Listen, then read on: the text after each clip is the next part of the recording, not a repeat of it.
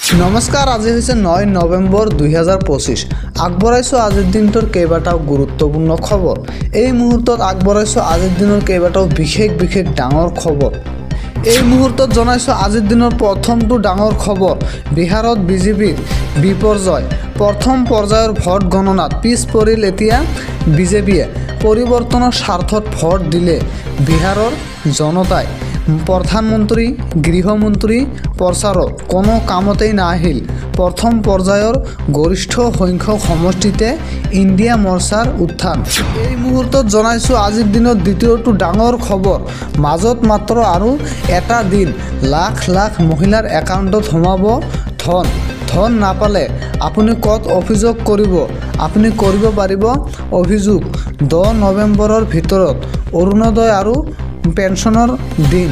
অৰুণোদয় হিতাধিকাৰীসকলে লাভ কৰিব 1250 টকা। নতুন পুৰণি তালিকাভুক্তসকল মহিলাই পাব এই ধন ৰাশি।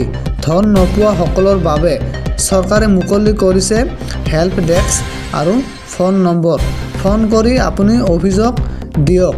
ফোন নম্বৰটো হৈছে 1800202625 পুৱা 10 বজাৰ পৰা 6 বজালৈ ফোন কৰিব পাৰিব এই নম্বৰত।